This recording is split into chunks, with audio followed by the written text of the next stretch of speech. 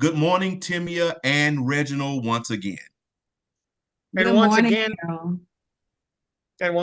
good morning to you. Good to be with you, Tamia.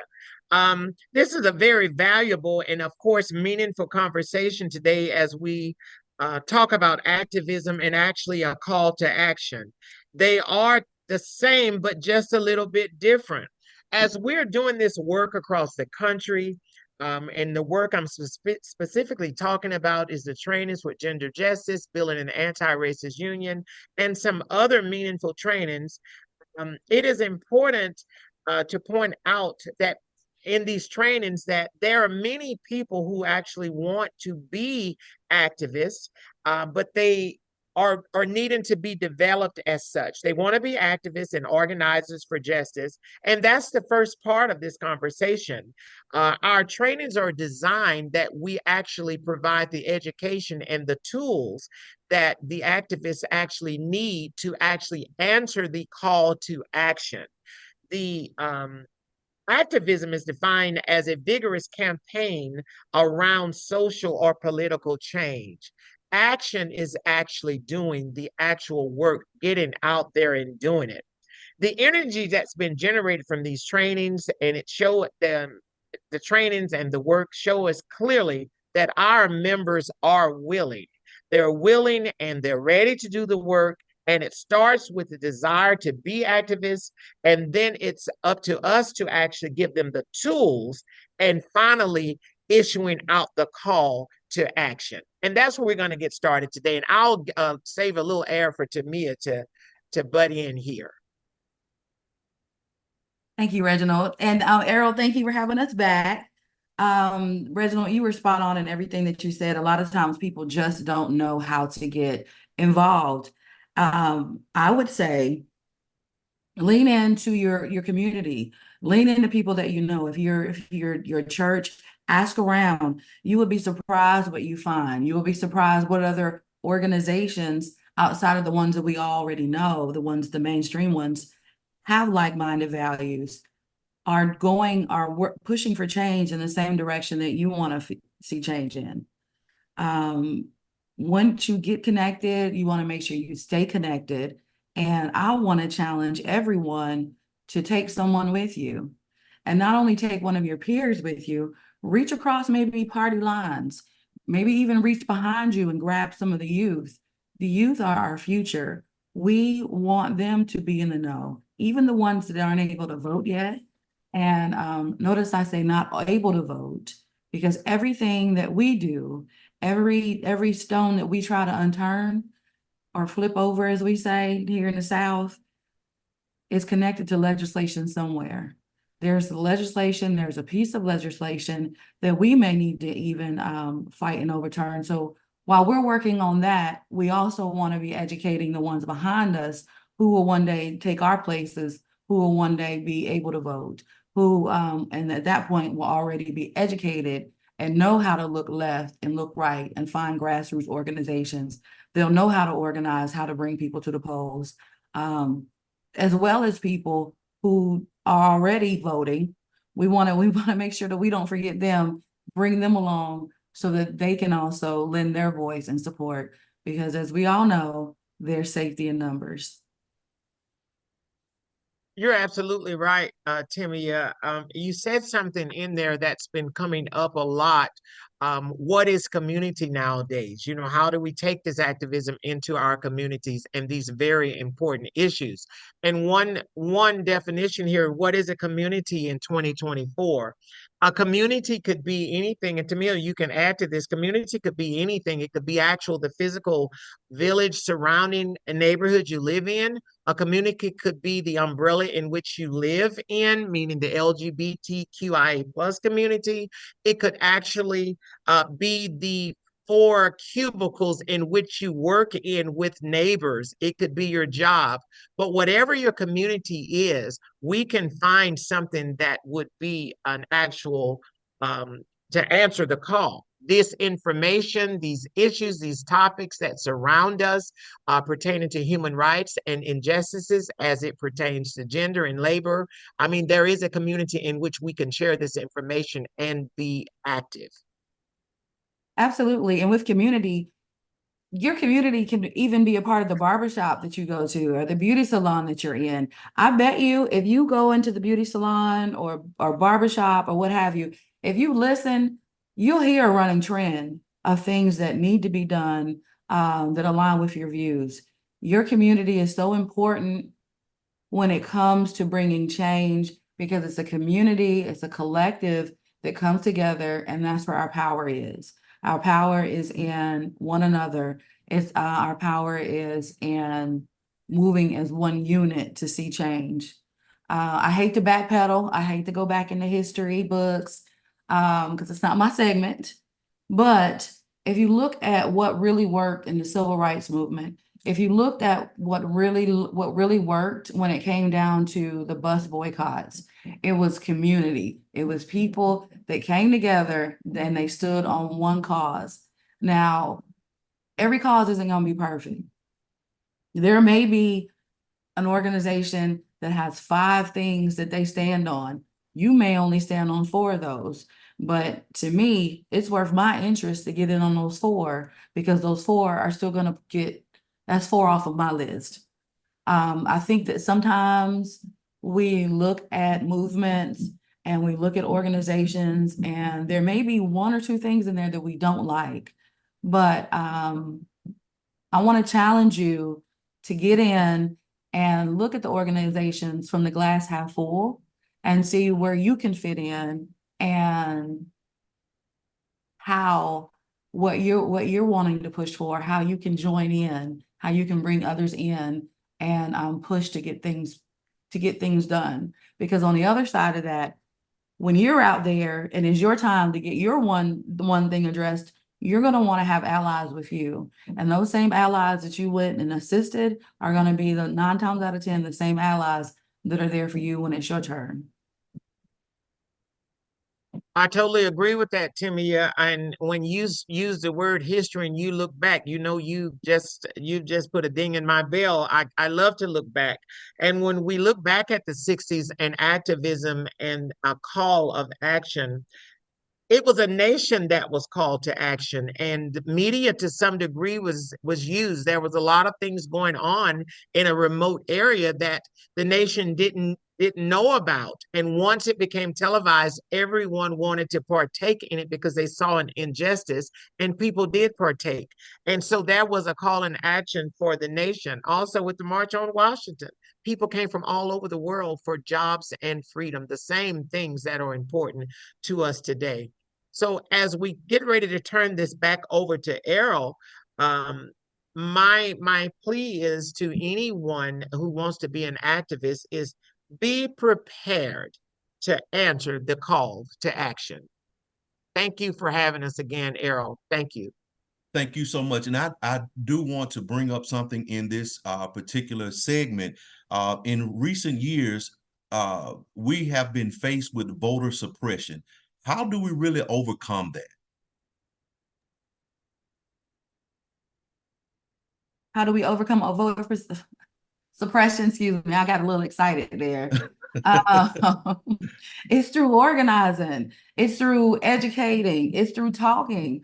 Just there, how many corporations do we know of that do not advertise? They don't have to because of word of mouth.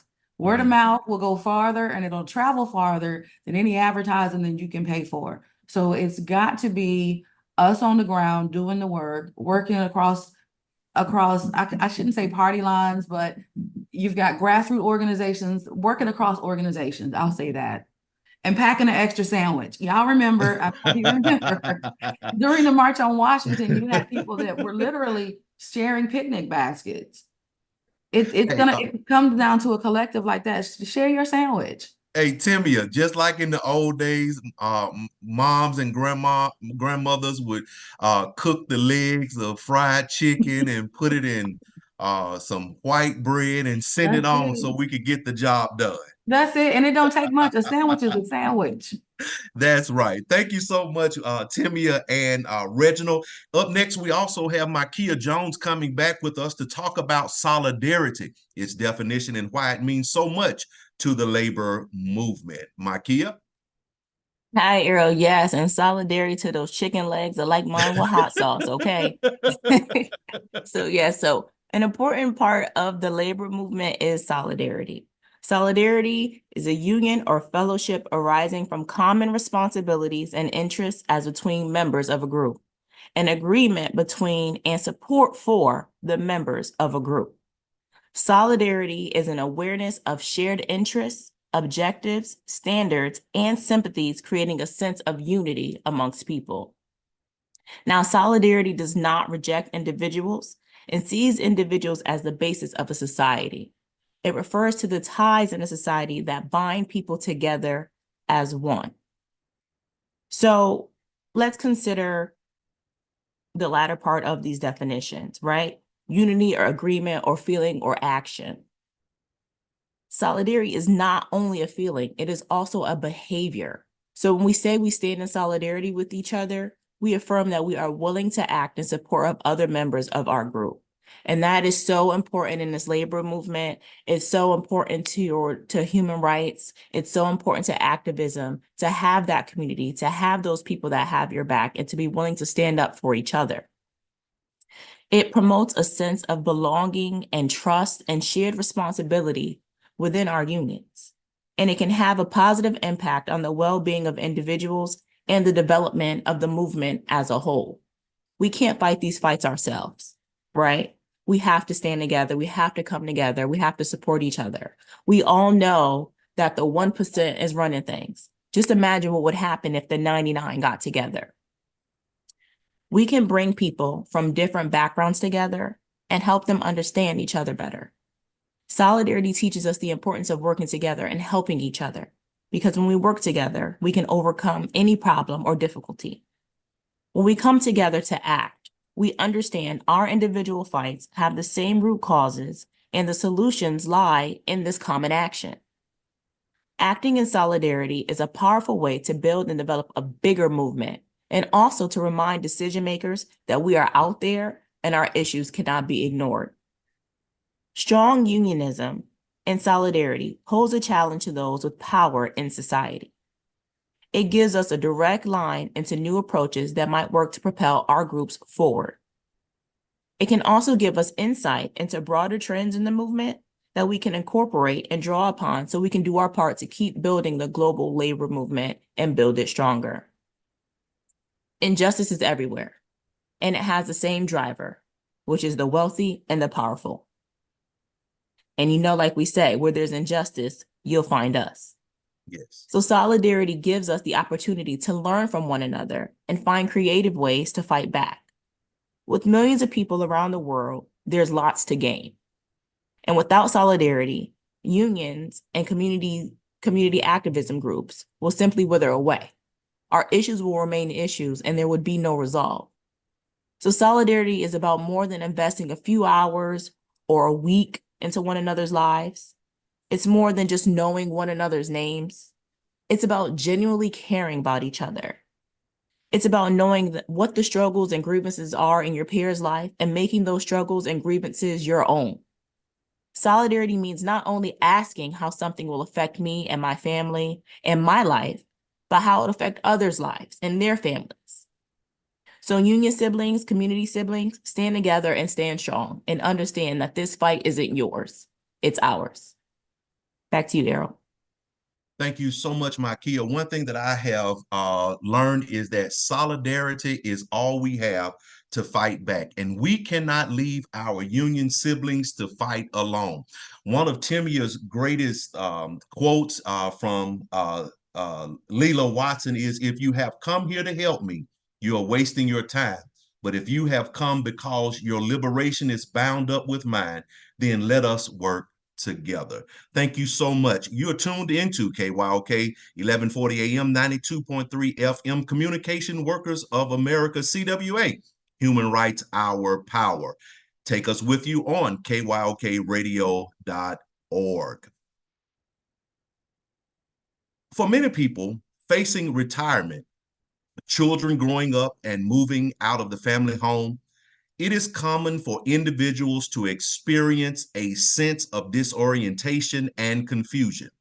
This can be due to the significant changes in daily routine and lifestyle, and the feeling of losing a sense of purpose or identity. It can take time to adjust to the new circumstances and find new ways to engage with life. In this next half hour, we're going to talk about the job is never done. Today, we have Miss Bonnie Mathias with us, who has always been an active individual in the community. Participating in CWA and other activities, Bonnie is known for her energetic and enthusiastic approach toward life, and she certainly doesn't let any grass grow under her feet. Good morning, Bonnie. How are you? Good morning. I'm great. Thank you so much for inviting me. I really appreciate it. Thank you for coming on this morning. And I know it's very early where you are, but thank you so much for being with us this morning. So my question to you this morning is, what inspires you to continue with activism even after retirement? Change. We have to make a change. We are the change that we want to see, and we have to teach and bring the younger people along. So it's really important that we stay active after retirement. You didn't die. You just retired. So, get up and do something. Find something. Go Alliance for Retired Americans. In Texas, we're very fortunate. We have Texas Alliance for Retired Americans. They are absolutely incredible. They meet once a month. They're always doing something. Where there's a protest in DFW, you're going to see Alliance for Retired Americans. It's really cool. It's nice to see younger people coming along as well, young active labor leaders, the next gen folks from CWA. It's very exciting to help move the movement, if you will. Okay. Well, Ms. Bonnie, since you're involved in the retiree community, and you mentioned something about the importance of younger generations observing, are you mentoring or grooming anyone? Yes, it's a constant process. The job that I currently have, I retired and I went back to work and I retired again and then I went back to work again. So, but all of the people that I'm around, organizers for Texas Organizing Project and Young Active Labor Leaders and the Next Gen and the Broadband Brigade, all of these people are young and they're learning that what they have now wasn't given to them, that the people before them have fought to get those benefits and those rights on the job, and you have to keep fighting to hang on to them. The corporations aren't going to give you anything. The greed is too much.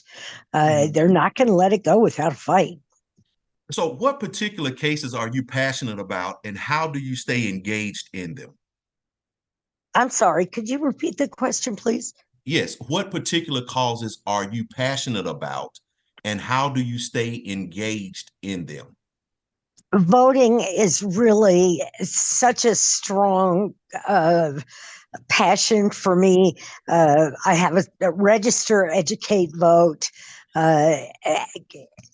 teaching people who the folks that went before us. I went to Alabama last year and walked across the Edmund Pettus Bridge and felt the struggle and the love that these people had for the passion to vote. And we have got to maintain that. We've got to make sure that people understand the importance of voting. These people didn't die for us to sit on our couch at home. Democracy doesn't work unless everybody participates. Yes, yes. Well, have you seen any significant changes or progress in the issues you advocate for over the years? The voter suppression has been really hard to overcome. But that's where the numbers come in. We've got to vote in numbers that will overcome the voter suppression that we are experiencing across the South, especially. It's They just come up with new ways every time you turn around on how to suppress the vote. And it's a constant struggle, and we all have to be involved and bring other people along. Bring up you probably got neighbors. Do they have kids? Are they registered to vote? Correct.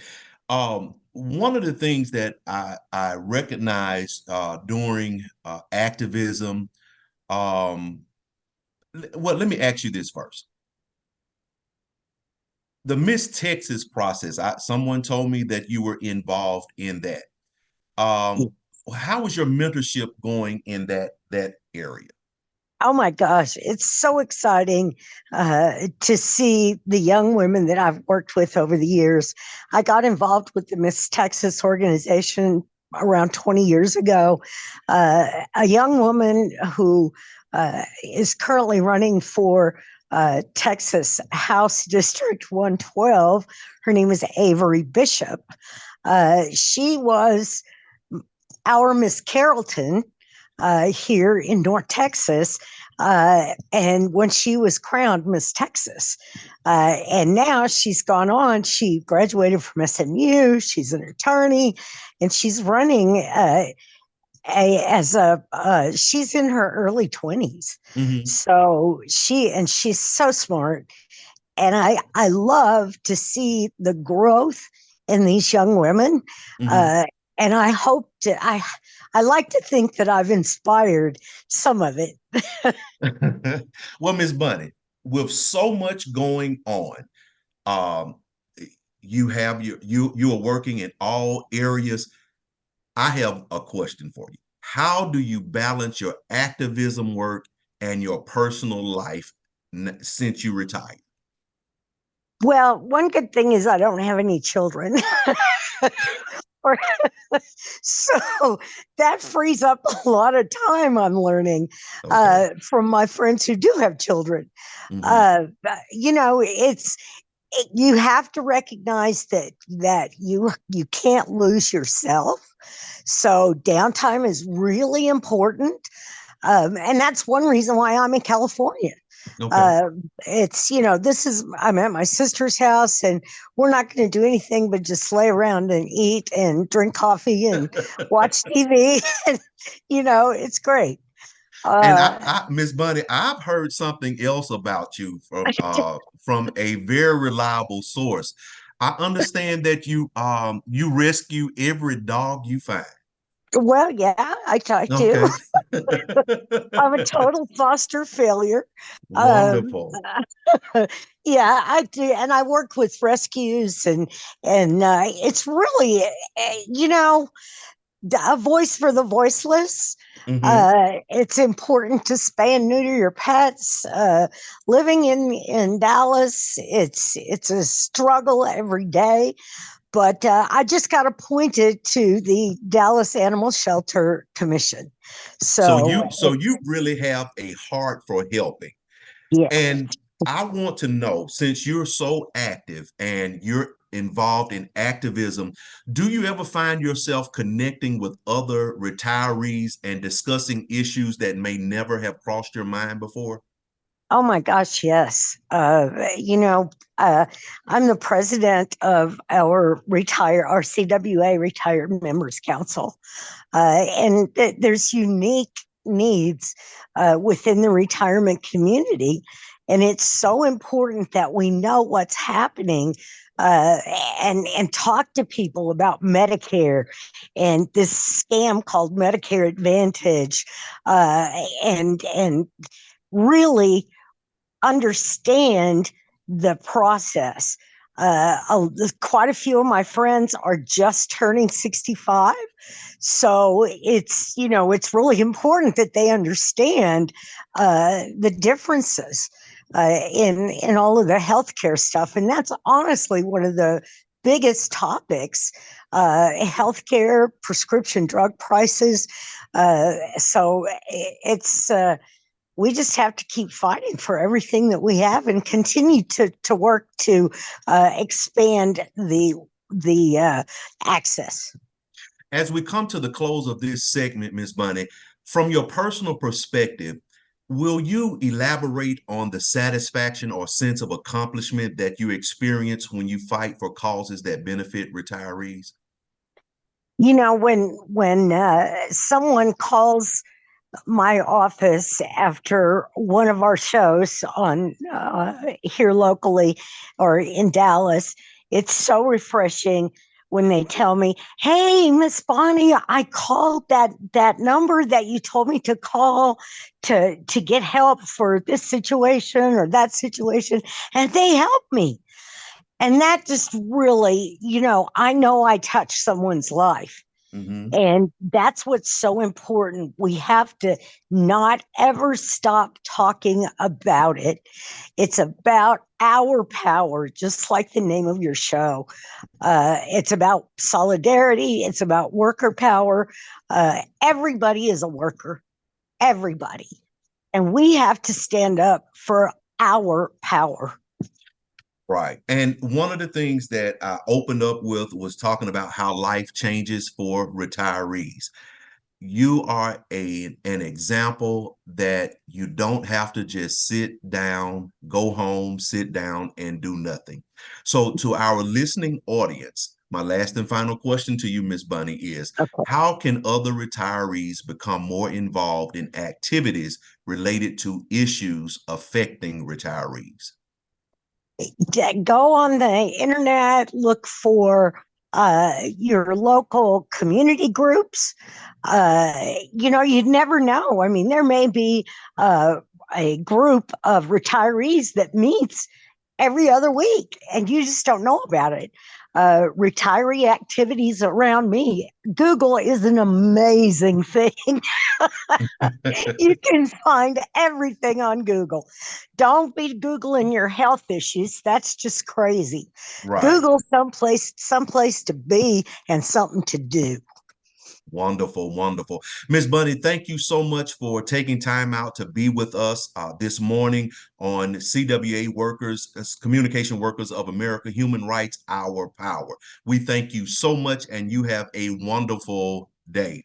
Up next, Thank we you. have Our Power Trivia with Makia, and she has just surprised me. She's going to put me and Reginald up against each other. So I don't know. I may answer all the questions wrong, and we'll just have to let Reginald be the winner so he can get a Dollar Tree gift. I'll take it. All right, good morning. Good morning. It's time for our Power Trivia. I'm so excited to bring trivia back. I know our listeners have missed it. So you guys are ready? Yes, we might as well be ready. All right, I'm just going to give you a quick recap. So your name is your buzzer. Whoever name I hear is first will have the opportunity to answer the question first. If you answer the question right, you get a point. If you answer the question wrong, you do not, and the opponent has a chance to steal the question and the answer. And here we go. So we've been doing this. We've been doing the show for a little while now, so I hope you've been listening. What is the bill number that we discussed a couple of weeks ago out of Alabama? Errol. Reginald. I heard Errol. Heard Errol first. Of course, that is that infamous bill SB 231. All right, that's 1 point for Errol. Clearly, Reginald hasn't been listening. All right, question number 2. How profitable is human trafficking? Reginald. Reginald, I heard you. You heard me the first time, I think, but $150 billion per year. Right. Correct. Human trafficking is profitable of more than $150 billion a year, and we need to do our best to circumvent that and to stop that issue. Next question. How long have our siblings at the Pittsburgh Post-Gazette been on strike? Errol. Reginald. Errol. 18 months, 560 days. Okay, that's 2 for Errol. Next question. How many people are trafficked per year? Reginald, All right, Reginald, I heard you. 20 billion people per year. I'm sorry? 20 billion plus people per year. Okay, all right, it's 2 and 2. It's locked up here. Okay. All right, maybe they have been listening, guys. All right, next question. How many deaths does stress cause each year? Reginald, All right, Reginald, I heard you. 100, wait a minute, 120,000 perhaps? Okay, you've been listening. That's right. All right. All right, next question. We got 7 questions today. Right now, Errol, you the host and you're losing. Next question. What are 2 types of human trafficking? Errol, Okay, Errol. forced labor and sex trafficking. All right, that's right. And here's our last question. It's going to be the tiebreaker. Right now, you're at 3 and 3. So here's the last question. How long did Mary Mays Carroll serve as CWA? Reginald, All right, Reginald. you want to ask the question again? No, I'm just kidding. 40, over 40 years. Now, Come on here Reginald. now, Reginald. It was 43 years. Okay, Errol. Errol wins. Technically, that's the same answer. Errol wins. Sorry, Reggie. He took it. Oh, Maybe next Lord. week. Thank you guys so much for playing Our Power Trivia. That's right. Maybe next week, Reginald. Thank you guys so much. You're tuned into KYOK 1140 AM, 92.3 FM, Communication Workers of America, CWA, Human Rights, Our Power. Take us with you on kyokradio.org. As we come down to the final minutes of the show, our union brothers and sisters and siblings at the Pittsburgh Post-Gazette have been outside for 560 days. That's 18 months. They've been on the picket lines, and yet while they were striking, they're still churning out the news with facts for you and me. Let's show our support to them by making sure we subscribe to unionprogress.com. Once you subscribe to the free publication, how about going over and donating to their strike fund? You may donate at cwa.org/ppg-donate. And of course, I'm always hearing people say, we are one. And that's right, we are one. Our brothers, sisters, and siblings at Maximus are still fighting for a contract. And since you are in the giving spirit, because it is better to give than receive, journey on over to cwa.org/CCW Solidarity Fund. You may also go over to actionnetwork.org. That's actionnetwork.org, and help the workers and their families of Maximus. I want to take the time out to thank all of our guests for being with us. Miss Bonnie, we thank you for being with us this morning. I know it's early, but we thank you for being here. To our at-home guests, Reginald and Timia and Micaiah, thank you for contributing yet again today. And Reginald, thank you so much for allowing me to win the trivia. An hour is not long enough to be with you, and a week is too long to be away from you. You have been tuned into the CWA Human Rights Justice Our Power broadcast. I hope something you heard today has inspired you to take action toward creating positive change in the world. Every person has the power to make a difference, no matter how small. And by working together, we can create a world where human rights are respected and valued. So I encourage each of you in the listening audience to reflect on your role in promoting human rights to effect change in your communities and beyond. Know that you are not alone in your quest for a more just and equitable world. When faced with injustice, it can be easy to lose hope and give up. But remember, justice may be slow, like the truth, but when it finally comes, it will stand. Until next Thursday, 10 a.m. Central Standard Time, right here on KYK 1140 AM, 92.3 FM, KYOKradio.org.